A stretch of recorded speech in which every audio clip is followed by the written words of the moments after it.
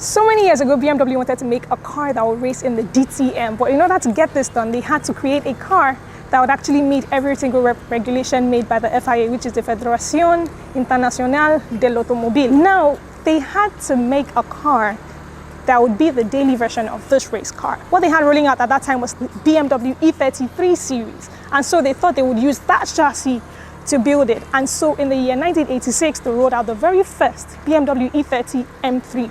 Between 1986 and 1999, they built like various versions of this E30 M3, ranging from the base M3 to the Evolution 1, the Convertible, the Evolution 2, the Sports Evolution, and others.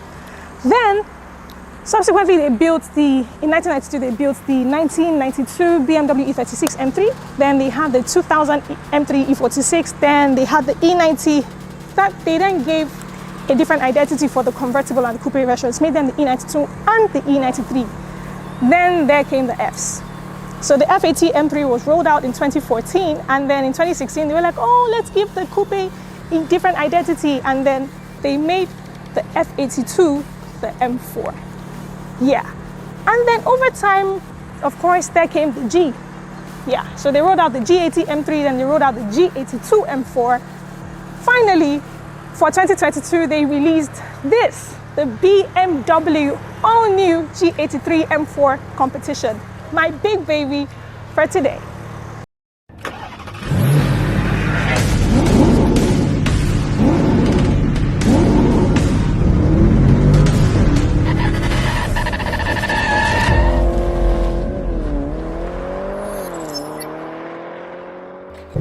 And so this 2022 M4 comes with a whole lot of stuff. I mean, okay, first of all, it only comes in the competition package, and it comes in xDrive. So instead of having a rear-wheel drive M4, now you have an xDrive all-wheel drive M4. So sitting behind me or beneath me, right, you can see our blacked out quad exhaust pipes.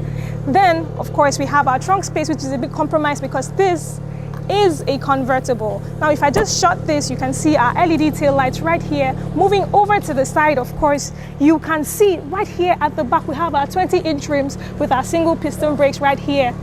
Of course, it's an M, so you have it. And then these brake pistons actually come in 3 different colors. We have black, red, and blue. Moving over to the front right here, of course, you can see our M4 badging right here and our 19-inch rims in the front with 6 brake pistons.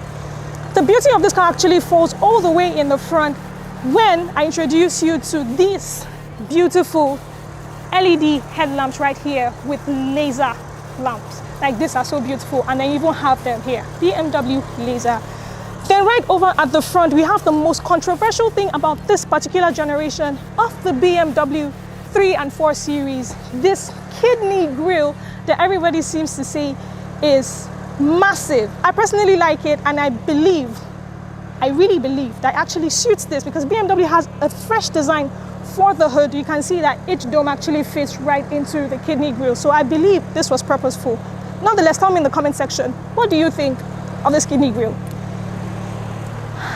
There are so many interesting features that this car actually comes in, but I'm going to begin with this power folding side mirrors and the fact that this car offers you keyless entry. So if I say, let's say the car wasn't on and I'm with the key, I don't actually need to press any button to unlock or lock the car. It just opens by itself. But I think I'll just do that later for you to see. Nonetheless, because this is a convertible,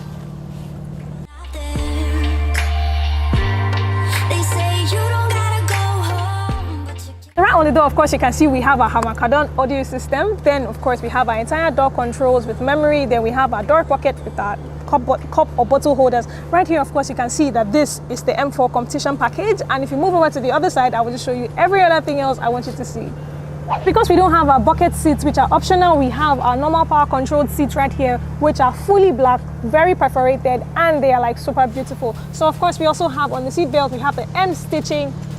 Yay, that is like super beautiful. Of course, you have our M4 badging, which actually gets lit at night. This seat is perforated, and of course, it comes with lumbar support. I like how it looks. It actually holds your body right in place, so you're not all over the place while you're driving. Then, if I bring you to this entire dash area, of course, we have our 12.3-inch screen, which houses our 10.25 infotainment screen, which is compatible with Apple CarPlay and Android Auto wirelessly. Then, of course, we have our climate zone controls. I like how BMW actually took out most of the buttons right here, so they made this like super simple and just really easy. Then if I take this up, of course, we have 2 cup holders, and a wireless charging port, which I like because it's actually concealed in cases of theft. Then we have our gear knob right here, every other thing that controls the car. Then we have this knob that controls the infotainment system, even though this infotainment system is actually touchscreen and has gesture control compatibility. Then of course we have more storage here, which actually allows, or which actually has a USB-C port, and yeah, that's about it. So we have our gauge display in full digital screen, which is actually super mad. Like, I like how it is. Now in the base M4 or the normal M4 series, of course you have it just like this fully digital too, but this just has that M touch. Of course you can see the M colors right there. Now if I bring you out to see this beautiful steering wheel that BMW has just given us, this is like super beautiful, super easy. Of course this car comes in like various driving modes. You have your 4-wheel drive, all-wheel drive, you have your 4-wheel drive sport, you have your 2-wheel drive. Then because you can actually change the different driving modes to suit your preference, you can either drive in comfort or you can drive in full M mode. You can save your preferred settings, so you just go M1 and M2, choose whichever one it is you want to use. Then I love this M stitching on the steering wheel. It just gives like more accent to it, especially because the interior of this car is like super black, and we have a beautiful M badging right here. Everything about this car is just so lit, like super lit. So this car comes with so many amazing features that you would actually love to have in your car. Now the question for this car today is this car practical enough? Is it good, or is it worthy to own this car in Africa or in Nigeria especially? So now this car, like I said, comes with so many features. I'm just going to brush through a few.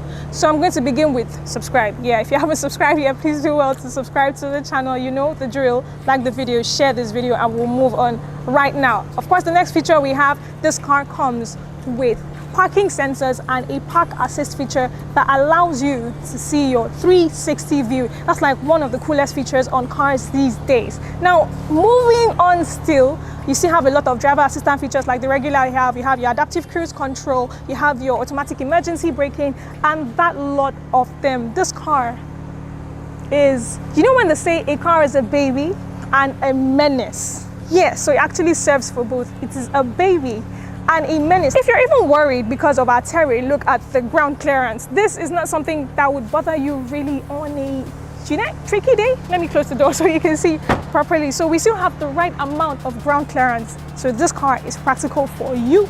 For you. Of course, in the previous generation, the F82, BMW fitted that with a 3.0 litre twin turbocharged straight 6-cylinder, which they call the S55, and that put out 475 horsepower. Now BMW decided to give us more power on this car. Like, this is super lit. So this is BMW's new S58 engine. It is a 3.0 litre straight 6-cylinder, and this puts out 510 horsepower, 650 Newton meters of torque.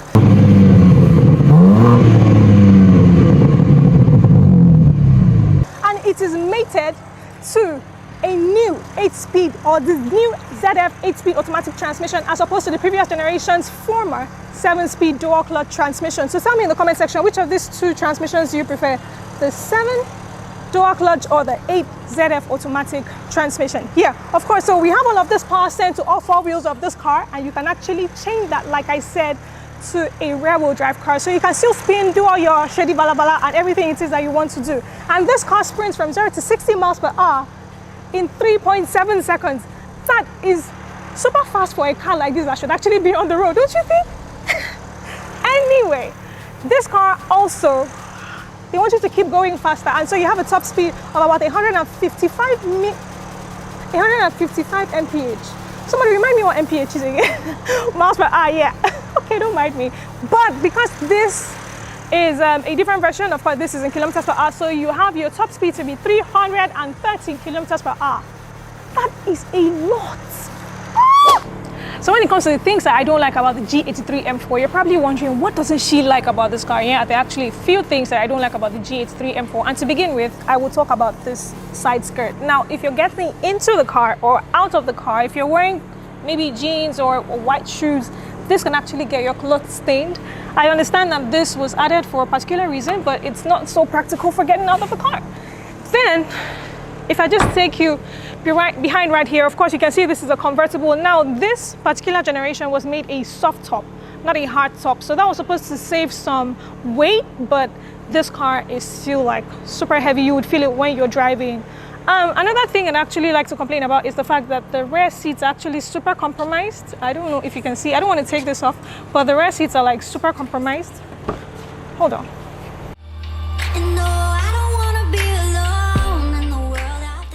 So this is the front seat all the way to the front, and this is the lot of legroom you get with the front seat all the way to the front. So it might not be the best if you were like super tall. Yeah, so maybe they should have just made it a two-seater. Do we agree on that one? Tell me in the comment section too. So what is she like to drive in the city? I mean, in the city, in her comfort and efficient mode, she is an absolute beauty to cruise in. This girl drives like she just wants to be super easy. But when you take her to the highway, floor her pedal to the metal, in her sporty settings, she loses all of that demeanor. She takes on corners like she was built to handle all of them. Like it is her nature to actually take all of them down just like that. Now, because of our new MX Drive system, which a lot of people seem to be controversial about, I don't think you understand that that's what makes her handle like her name is handling. Exactly. So taking a look at this beauty, you just wonder, what exactly is it about this G83 M4 that gets everybody raving mad?